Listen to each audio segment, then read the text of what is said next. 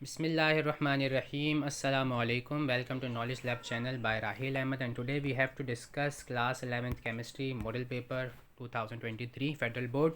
और ऑब्वियसली हमें पूरा पेपर नहीं करना है डिस्कस, हम जो है वो क्वेश्चन नंबर 2 सेक्शन बी का इसका पार्ट 1 और 2 हम डिस्कस करेंगे। तो टोटल हमारे पास ये 4 क्वेश्चन होंगे, क्योंकि चॉइसेस भी मैंने इसमें जो है वो उनके भी आंसर्स यहाँ पे गिवन आपको दिए हैं, प्रोवाइड किए हैं।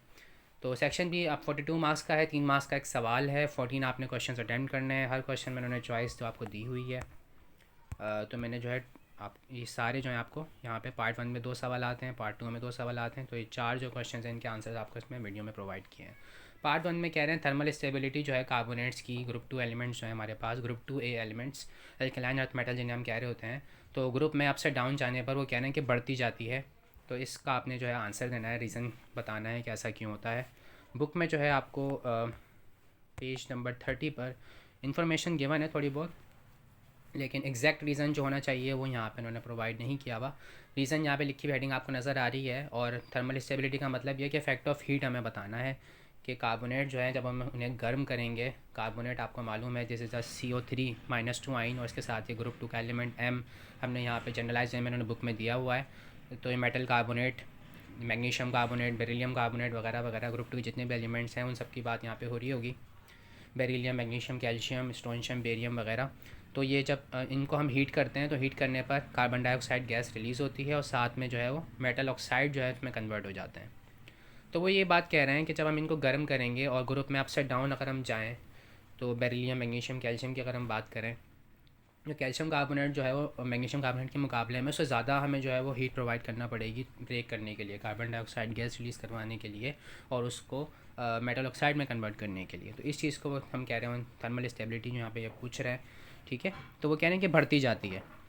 तो यहाँ पे उन्होंने आपको टेम्परेचर प्रोवाइड किए हैं कि 25 डिग्री सेंटीग्रेड पे बेरिलियम कार्बोनेट जो है वो डिकम्पोज हो जाएगा, मैग्नीशियम कार्बोनेट जो है वो 540 डिग्री सेंटीग्रेड पे होगा, सिमिलरली 900 डिग्री सेंटीग्रेड पे कैल्शियम कार्बोनेट होगा। तो इस तरह से ये बढ़ता जा रहा है टेम्परेचर, ये स्टेबिलिटी बढ़ रही है, मुश्किल हो रहा है ब्रेक करना हमें कार्बोनेट को, ठीक है।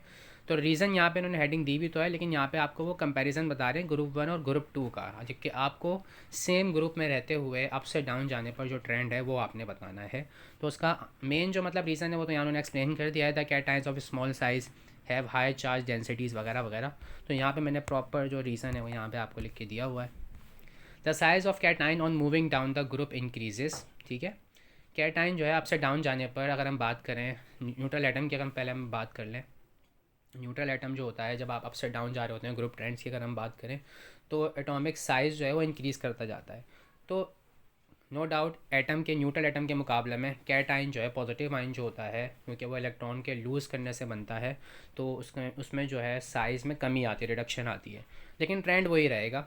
यानी अगर हम बात करें बेरिलियम आइन की और हम बात करें मैग्नीशियम आइन की, तो बेरिलियम क्योंकि ऊपर है, मैग्नीशियम नीचे है ग्रुप में, तो बेरिलियम आइन का साइज़ जो है वो छोटा होगा, और जो मैग्नीशियम आइन है Mg+2 आइन है उसका साइज़ जो है बेरिलियम आइन के मुकाबले में बड़ा होगा, लार्ज होगा। और ये बात यहाँ पे हमें जो है वो उन्होंने बताई हुई है कि जैसे जैसे हमारे पास जो है कैटाइन का साइज़ जो है वो बढ़ता जाता है, वैसे वैसे जो है उसकी स्टेबिलिटी जो है वो बढ़ती जाएगी, ठीक है। तो यहाँ पे मैं ये बात लिखी हुई है, as a result they have less ability to distort or polarize the carbonate ion, ठीक है।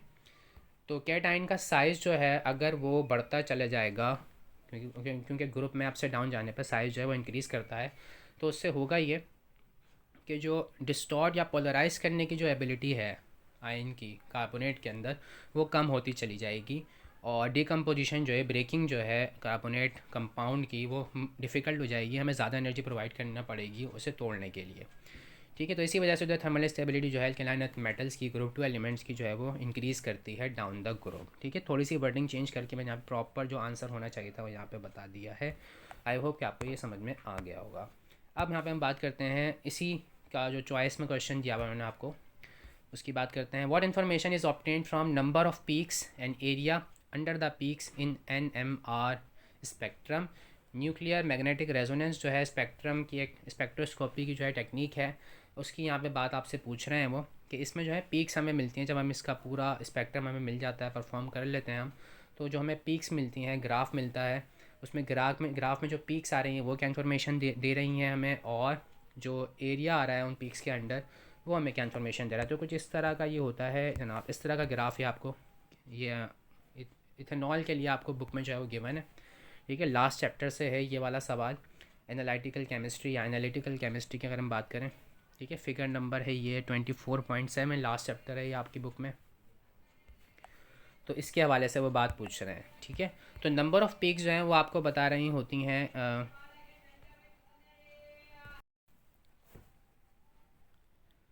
तो नंबर ऑफ़ पीक्स जो होती हैं हमारे पास एनएमआर स्पेक्ट्रम के अंदर, वो हमें बता रही होती हैं न्यूक्लियाई कितने जो इन डिफरेंट इन्वायरमेंट्स में मौजूद हैं उनके बारे में इंफॉर्मेशन दे रही होती है। The number of peaks gives the types of nuclei in different environment. और न्यूक्लियाई की अगर हम बात करें, ज़्यादातर जो है वो हमें प्रोटॉन एनएमआर स्पेक्ट्रोस्कोपी का टॉपिक है आपके पास, प्रोटॉन्स यानी हाइड्रोजन एटम्स के हवाले से उन्होंने बात की हुई होती है।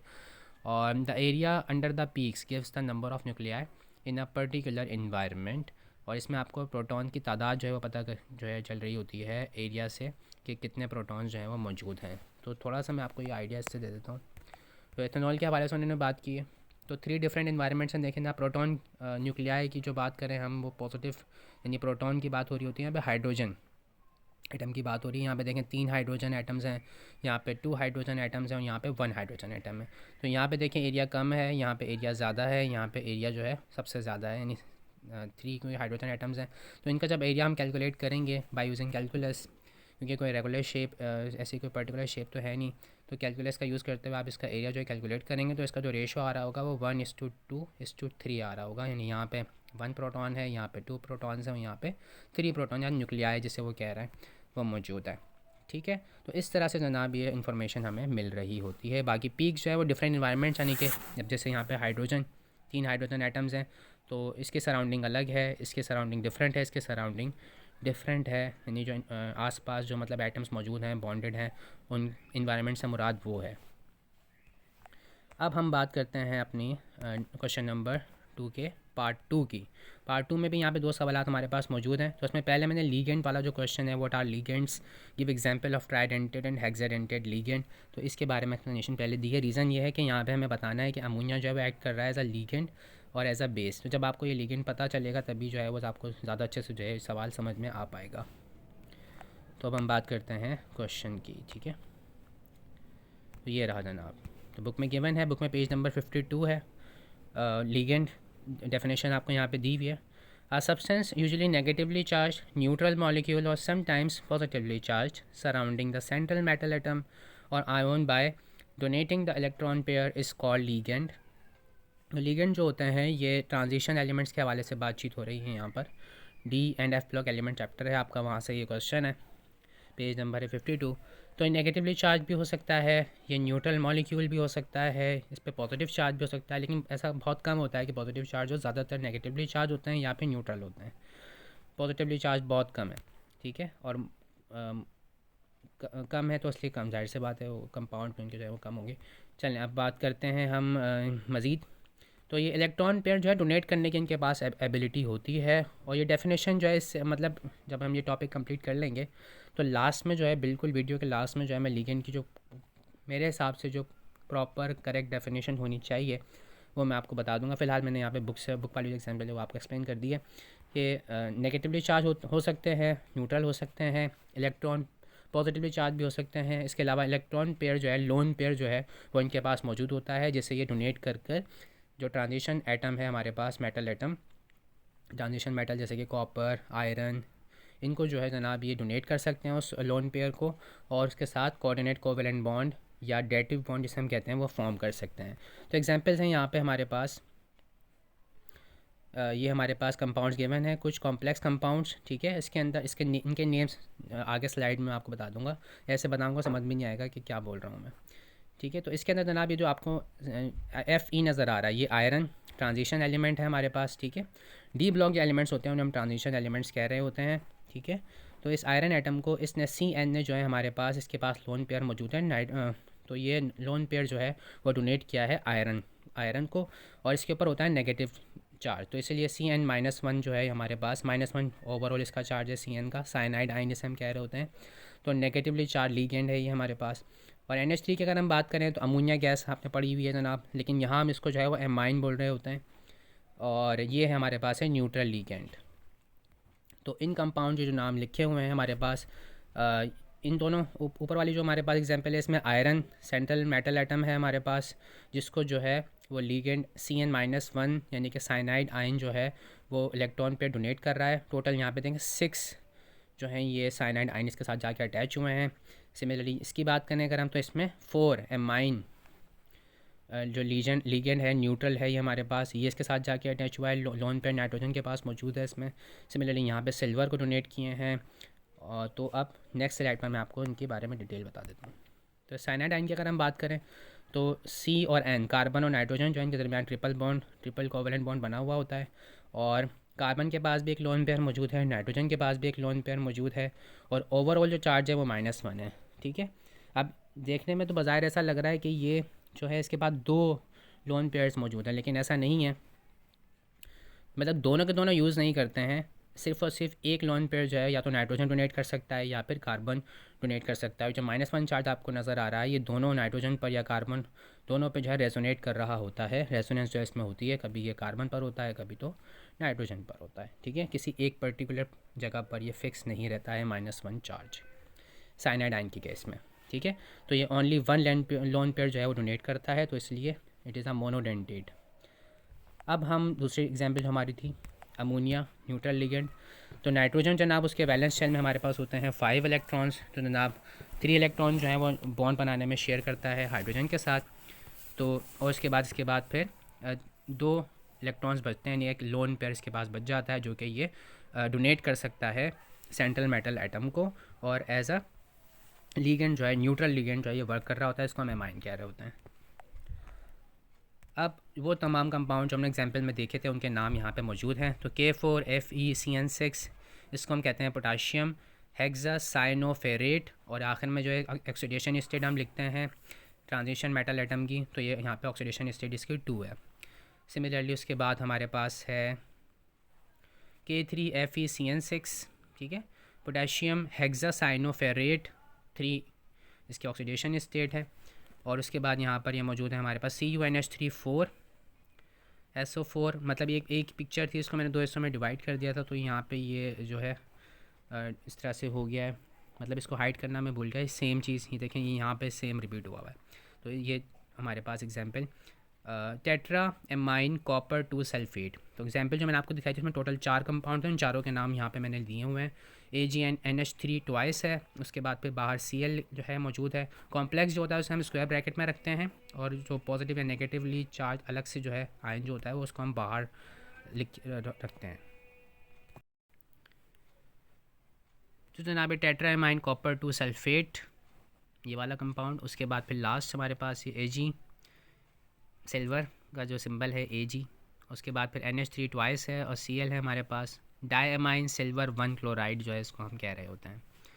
अब हम बात करते हैं आगे, जो हमारे पास क्वेश्चन था, कह रहे थे ट्राइडेंटेड लिगेंड की एग्जांपल दें, हेक्साडेंटेड लिगेंड की एग्जांपल दें। एक एग्जांपल बुक में मुझे उन्होंने भी आपसे एक ही एग्जांपल पूछी है। तो डाईइथाइलिन ट्राइएमाइन जो है हमारे पास ये है ट्राइडेंटेड लिगेंड। ट्राइडेंटेड का मतलब ये है कि जो हमारे पास लिगेंड है वो कितने लोन पेयर डोनेट कर सकता है। इससे पहले जो हमने एग्जांपल्स डिस्कस की थी अमोनिया NH3 की एमाइन जिसे हम कह रहे थे, और साइनाइड आयन की, दोनों जो है मोनोडेंटेड लिगेंड थे क्योंकि वो 1 इलेक्ट्रॉन पे डोनेट कर रहे थे। ट्राइडेंटेड का मतलब ये होगा कि वो 3 लोन पेयर डोनेट कर सकते हैं। तो यहाँ पे देखें नाइट्रोजन के ऊपर यहाँ पे ये एक लोन पेयर ये रहा, एक ये वाला और ये वाला, तो ये टोटल 3 लोन पेयर डोनेट करके जो है सेंट्रल मेटल एटम के साथ कोऑर्डिनेट कोवेलेंट बॉन्ड जिसे हम डेटिव बॉन्ड भी कहते हैं वो बना सकता है। तो इसको हम कह रहे होते हैं ट्राइडेंटेड लिगेंड। डाईइथाइलिन ट्राइएमाइन इसका नाम है। अब उसके बाद है हेक्साडेंटेड लिगेंड। हेक्सा का मतलब होता है 6, तो ये 6 लोन पेयर्स जो है वो डोनेट कर सकता है। और 6 लोन पेयर जो हैं आपके पास देखें यहाँ पे इसका पूरा स्ट्रक्चर मौजूद है। EDTS की शॉर्ट फॉर्म है इथाइलिन डायमाइन टेट्रा एसीटेट, इसको हम कह रहे होते हैं। और नाइट्रोजन के पास देखें एक लोन पेयर है, ये डोनेट कर सकता है। इस नाइट्रोजन के पास भी एक लोन पेयर ये डोनेट कर सकता है, तो 2 लोन पेयर ये हो गए। और ऑक्सीजन एटम यहाँ पे देखें इसमें -1 चार्ज है। सिमिलरली ऑक्सीजन एटम यहाँ पे जो है इस पर भी -1 चार्ज है। तो इन दोनों के पास 2 लोन पेयर मौजूद हैं। ठीक है, तो ये लोन पेयर जो हैं एक लोन पेयर लेकिन डोनेट करता है। ऑक्सीजन पे अगर वो किसी एटम के साथ पहले से अटैच हुआ है उसके ऊपर -1 चार्ज है तो वो एक लोन पेयर जो है डोनेट करता है, दोनों लोन पेयर डोनेट नहीं करता है। तो एक लोन पेयर इस ऑक्सीजन का, एक लोन पेयर इस ऑक्सीजन का। सिमिलरली यहाँ पे भी मौजूद है हमारे पास नेगेटिवली चार्ज ऑक्सीजन एटम्स, तो ये भी जो है एक लोन पेयर डोनेट कर सकते हैं। तो टोटल 4 देखें ऑक्सीजन हमारे पास दे सकता है, लोन पेयर्स, और 2 जो है वो नाइट्रोजन दे सकता है लोन पेयर्स, एक ये वाला नाइट्रोजन और एक ये वाला नाइट्रोजन, ठीक है। तो एक एक लोन पेयर सब ऑक्सीजन और नाइट्रोजन एटम जो है वो डोनेट कर सकते हैं। तो टोटल ये 6 हमारे पास लोन पेयर्स बन रहे हैं। तो इस तरह से ये हेक्साडेंटेड एक लीगेंड है, EDTA को हम कह रहे होते हैं। अब जनाब नेक्स्ट क्वेश्चन की बात करते हैं हम। नेक्स्ट क्वेश्चन हमारा था क्या, पहले आपको दिखा देते हैं क्वेश्चन। जी जनाब ये रहा। तो ये था हमारे पास, ammonia acts as a ligand. Ammonia जो है NH3 जो है वो ऐसा लीगेंड भी वर्क कर रहा होता है, एज अ बेस भी वर्क कर रहा होता है।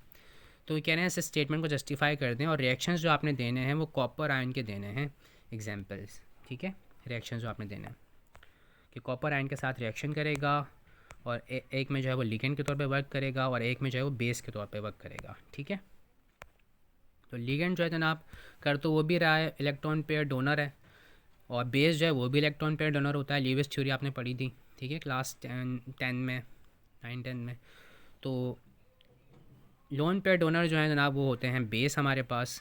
इसके अलावा प्रोटॉन एक्सेप्टर हमारे पास ब्रॉन्स्टेड लोरी थ्योरी थी एक, तो वो आपने यहाँ पे जो है वो अप्लाई करनी है, ठीक है। फ़र्क ये है दोनों के अंदर कि लीगेंड जो होता है वो डोनेट करता है ट्रांजिशन मेटल एटम को, और उसके साथ बॉन्डिंग करता है, कॉम्प्लेक्स बनाता है। लेकिन जो बेस होते हैं हमारे पास, बेस जो होते हैं वो इलेक्ट्रॉन पेयर डोनेट तो वो भी कर रहे हैं ऑब्वियसली, लेकिन वो कॉम्प्लेक्स नहीं बनाएंगे, ठीक है। वो एक नॉर्मली मतलब सिंपल कंपाउंड जो होता है, ट्रांजिशन मेटल वहाँ पे मौजूद नहीं होगा, वो किसी और एलिमेंट के साथ जो है बॉन्डिंग कर रहे होंगे। तो reactions of,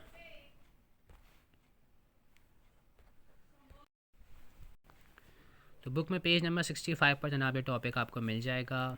reactions of hexa aqua copper 2 ions हैं, अमोनिया के साथ रिएक्शन कर रहे हैं जनाब, ठीक है। अमोनिया सोल्यूशन है, अमोनिया जो यहाँ पे एज अ बेस वर्क कर रहा है, तो ये हेडिंग हमने जो यहाँ पे ये बुक में मौजूद है।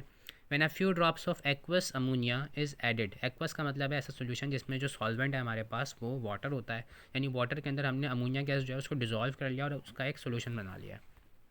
तो इस अमोनिया सोल्यूशन का जब हम फ्यू ड्रॉप्स यानी कुछ ड्रॉप्स जो हैं जब आप उसको ऐड करेंगे, hexa aqua copper 2 ion, hexa aqua मतलब वाटर के जो हमारे पास इसमें लीगेंड, वाटर लीगेंड यहाँ पे जो है वो है, ये देखें H2O6 वाटर लीगेंड है। यहाँ पर वाटर में जो ऑक्सीजन एटम है इसका लोन पेयर जो है, इसके पास 2 लोन पेयर मौजूद हैं, लेकिन एक ही लोन पेयर ही डोनेट करेगा, ठीक है। तो एक लोन पेयर ही डोनेट कर देगा। कॉपर सेंट्रल एटम जो है हमारे पास ट्रांजिशन मेटल है, ये इसको डोनेट करेगा, तो इसके साथ ये बना हुआ है लीगेंड है। टोटल 6 ये अटैच हुए हैं इसके साथ कॉपर के साथ। बाकी आगे नेक्स्ट स्लाइड में मैं पूरा स्ट्रक्चर इसका दिखाऊंगा आपको। अमोनिया के साथ रिएक्शन इतना मतलब लिमिटेड अमाउंट में जो है मौजूद है इस वक्त ये अमोनिया। इसके साथ जब रिएक्शन होगा फ्यू ड्रॉप्स जब हम इसके साथ ऐड करेंगे तो होगा ये कि हमारे पास ब्लू प्रेसिपिटेट बनेंगे, ठीक है। अच्छा ये एक चीज़ और कि ये जो है सोल्यूशन है हमारे पास बिल्कुल ट्रांसपेरेंट सोल्यूशन होगा, ठीक है। उसके साथ जब हम जो है few drops of ammonia solution बिल्कुल ये ट्रांसपेरेंट होता है ये भी। अच्छा ये जो है पेल ब्लू कलर का सोल्यूशन होता है, मैं दिखाऊंगा आगे स्लाइड्स पर, ठीक है। तो जब ये हम फ्यू ड्रॉप्स इसमें ऐड करेंगे तो होगा ये कि ब्लू प्रेसिपिटेट यानी पाउडर से जो है वहाँ पे ब्लू कलर का पाउडरी फॉर्म में एक चीज़ जो है वहाँ पे बनना शुरू हो जाएगी, प्रेसिपिटेट जिन्हें हम कहते हैं। तो ये जनाब ये हमारे पास फॉर्म हो जाएगा कंपाउंड, ठीक है। और साथ में अमोनियम आयन जो है यहाँ पे जनरेट हो जाएंगे। तो अब नेक्स्ट स्लाइड पे इसकी डिटेल देखते हैं हम। तो यहाँ पे सब लिखा हुआ भी है, देखिए हेक्सा एक्वा कॉपर 2 आयन है, hydrogen ion of water ligand. तो वाटर में जो हमारे पास हाइड्रोजन्स मौजूद हैं उनको रिमूव करवा देगा अमोनिया, और ये ब्लू प्रेसिपिटेट फॉर्म हो जाएंगे हाइड्रोक्साइड ऑफ कॉपर के। तो उसके बाद फिर फाइनली जो है अब देखें यहाँ पे अमोनिया जो है वो क्या कर रहा है, हाइड्रोजन को क्योंकि वो वाटर से जो है वो छीन रहा है, एक्सेप्ट कर रहा है।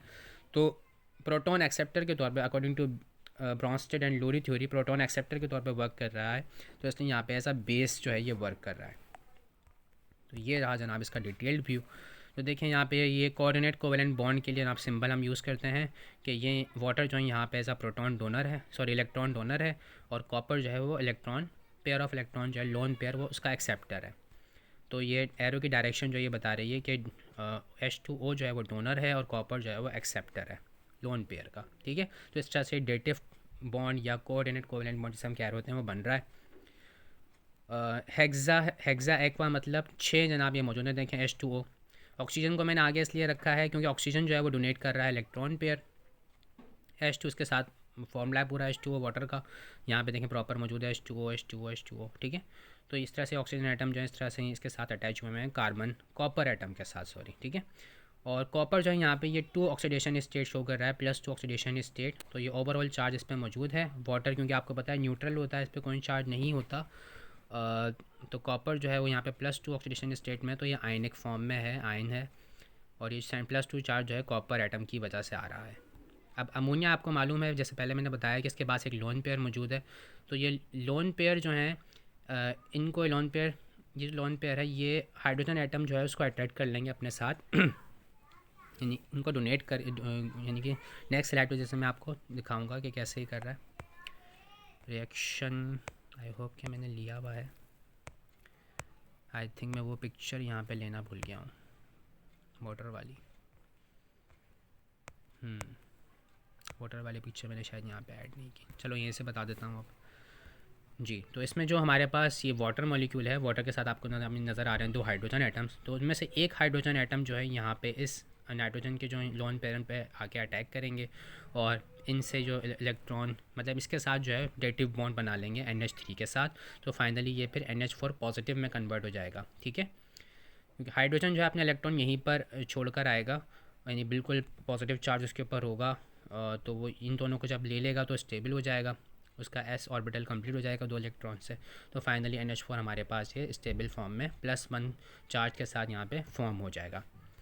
जबकि अब देखो यहाँ से समझ लो एक हाइड्रोजन यहाँ से जो है वो गया है, यानी इस वाले वाटर मॉलिक्यूल से उसने ले लिया, तो इसके ऊपर आ जाएगा OH, यानी कि -1 चार्ज आ जाएगा। सिमिलरली यहाँ पर इस वाले H2O मॉलिक्यूल से उसने एक हाइड्रोजन जो है वो एक्सेप्ट किया। लेकिन यहाँ पे जो इक्वेशन है उसमें 2 अमोनिया मॉलिक्यूल्स हमने यहाँ पे यूज़ किए हैं। तो एक अमोनिया मॉलिक्यूल ने यहाँ से एक हाइड्रोजन एटम लिया है और एक अमोनिया मॉलिक्यूल ने यहाँ से एक हाइड्रोजन जो है उसको रिमूव करवाया है। प्रोटॉन कह रहे हैं क्योंकि पॉजिटिवली चार्ज हाइड्रोजन होगा वो, उसको जो है एक्सेप्ट करके यहाँ पे फाइनली NH4 पॉजिटिव के 2 आयन्स हमारे पास ये बनेंगे। तो इस तरह से OH-1 इस पे आ रहा है, OH-1 इस पे आ रहा है, +2 कॉपर पे था। तो ये ओवरऑल जो है ये कंपाउंड हमारे पास ये बैलेंस्ड कंपाउंड बनेगा, ये आयन नहीं होगा, इस पर कोई चार्ज नहीं होगा। और कंपाउंड का नाम है टेट्रा एक्वा डाईहाइड्रोक्सो कॉपर 2, ठीक है। टेट्रा एक्वा मतलब 4 इसमें वाटर मॉलिक्यूल्स हैं ना, 1 2 3 4, ये सॉरी 1 2 3 4, ये 3 यहाँ पे वाटर मॉलिक्यूल्स, एक ये वाला है वाटर मॉलिक्यूल। तो 4 वाटर मॉलिक्यूल ये मौजूद हैं। डाईहाइड्रोक्सो मतलब OH-1 आयन्स हैं ना, एक ये रहा 2 यहाँ पे हाइड्रोक्साइड आयन्स हैं। और ये नेमिंग का रूल है, हाइड्रोक्साइड नहीं लिखेंगे हम यहाँ पे, डाईहाइड्रोक्सो लिखेंगे। जो हमारे पास नेगेटिवली चार्ज आयंस लिगेंड्स जो अटैच होते हैं सेंट्रल मेटल एटम के साथ, उसका जो नाम है उसके लास्ट में हम O लगाते हैं। तो डाईहाइड्रोक्सो जो है इसको हम कह रहे होते हैं।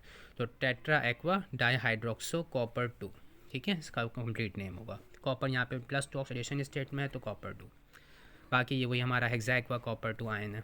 तो इस तरह से नाम ये तो अमोनिया ने देखें यहाँ पे as a proton acceptor work किया है और ये NH4 पॉजिटिव आयन बना लिया है। तो यहाँ पे एज अ बेस वर्क कर रहा है, तो यहाँ पे ये एज अ बेस वर्क कर रहा है। बाकी अब देखें यहाँ पे हुआ ये है, ठीक है। इस तरह का जनाब ये पेल ब्लू कलर का सोल्यूशन होता है हेक्सा एक्वा कॉपर आयंस का। जब इसमें हम अमोनिया ऐड करते हैं, अमोनिया सोल्यूशन ऐड करते हैं और जब इसको थोड़ा सा हिलाते हैं, शेक करते हैं, तो इस तरह के जनाब देखें प्रेसिपिटेट्स, ब्लू कलर के प्रेसिपिटेट्स हमारे पास पाउडर फॉर्म में जो सोल्यूशन है वो बन जाता है, ठीक है। अब एज अ लीगेंड इसका वर्क कैसे होता है वो यहाँ पे देखें। Ammonia as a ligand when excess of aqueous ammonia, तो जब हम अमोनिया बहुत ज़्यादा क्वांटिटी में ऐड करते हैं इसी सॉल्यूशन के अंदर, तो होता ये है कि जो कॉपर 2 आयन्स हैं, हेक्सा एक्वा कॉपर 2 आयन जो है ये इसमें जो प्रेसिपिटेट बने थे वो डिज़ोल्व हो जाते हैं और डार्क ब्लू कलर का सोल्यूशन है वो एक बन जाता है, ट्रांसपेरेंट सोल्यूशन, ठीक है। यानी उसमें कोई पाउडरी फॉर्म में चीज़ हमें नज़र नहीं आती है, मतलब डार्क ब्लू कलर का प्योर सोल्यूशन जो है वो हमारे पास बन जाता है। प्योर का वर्ड ही मैंने गलत यूज़ कर लिया यहाँ पे, सोल्यूशन जो है वो प्योर नहीं होते हैं, ठीक है। तो डार्क ब्लू कलर का सोल्यूशन हमने जो है वो यहाँ पे बना लिया है। तो टेट्राएमाइन कॉपर 2 जो है ये बन जाता है। टेट्राएमाइन मतलब 4 NH3 यहाँ पे लिगेंड मौजूद हैं और कॉपर है, 2 ऑक्सीडेशन स्टेट रहेगी इसकी और ये भी आयनिक फॉर्म में होगा, कॉम्प्लेक्स बनता है। In this reaction ammonia acts as a ligand, क्योंकि अमोनिया जो है NH3 जो है वो यहाँ पे सेंट्रल मेटल एटम के साथ अटैच हो रहा है और एक कॉम्प्लेक्स फॉर्म कर रहा है, इसीलिए हम इसको लिगेंड कह रहे हैं। तो ओवरऑल रिएक्शन कुछ इस तरह का होता है जैसा कि यहाँ मैंने आपको दिखाया हुआ है। जनाब ये हमारे पास hexa aqua copper two ion मौजूद है। ये 6 वाटर मॉलिक्यूल्स अटैच हुए में हैं कॉपर के साथ। डेटिव बॉन्ड बनाया हुआ है, यानी इलेक्ट्रॉन इसने डोनेट किया है, कॉपर ने एक्सेप्ट किया है लोन पेयर। +2 ओवरऑल चार्ज है जो कि कॉपर की वजह से है। अमोनिया के पास एक लोन पेयर मौजूद है। होगा ये कि 6 के 6 वाटर मॉलिक्यूल्स रिमूव होंगे तो ये 6H2O बना लेंगे, ठीक है। यहाँ पे सेपरेट हो जाएंगे, बिल्कुल अलग हो जाएंगे। और ये चार जो हमारे पास अमोनिया थे NH3 थे, तो ये जो अपना लोन पेयर है ये डोनेट करेंगे इस बार कॉपर को। कॉपर उन्हें एक्सेप्ट कर लेगा तो ये डेटिव बॉन्ड बनेगा इन चारों के साथ। लेकिन NH3 आपको मालूम है इस पर कोई चार्ज नहीं होता ओवरऑल, ठीक है। सिर्फ और सिर्फ कॉपर पर चार्ज है हमारे पास +2, तो ये +2 चार्ज इस पूरे जो है आयन है कॉम्प्लेक्स आयन इस पर आ जाएगा। ओवरऑल चार्ज टेट्रा है माइन कॉपर 2 आयन इसे हम कह रहे होते हैं। ये डार्क ब्लू कलर का होता है और सॉल्युबल होता है। प्रेसिपिटेट इसमें नहीं बनते। प्रेसिपिटेट जब बनेंगे जब कंपाउंड जो है वो इनसॉल्युबल हो, ठीक है, जैसा कि पहले था हमारे पास। तो ओवरऑल जनाब इस तरह से होता है हमारे पास। देखें ये हमारे पास उसका सोल्यूशन है हेक्सामाइन कॉपर, और इसमें फिर हमने अमोनिया ऐड की, अमोनिया सोल्यूशन ऐड किया, तो ये हमारे पास प्रेसिपिटेट बनना शुरू हो गया है। आपको नज़र आ रहे हैं इसमें फिगर के अंदर। फिर जब बहुत ज़्यादा क्वांटिटी में आप डाल देंगे, देखें पूरा बीकर यहाँ पे हमने फुल कर दिया, ऑलमोस्ट काफ़ी ज़्यादा क्वांटिटी में डाल दिया है, इसको हिलाएंगे तो ये डीप ब्लू कलर का जो सोल्यूशन है, यानी प्रेसिपिटेट नहीं होंगे, पाउडरी फॉर्म में चीज़ नज़र नहीं आएगी, बल्कि सोल्यूशन होगा जैसे ब्लू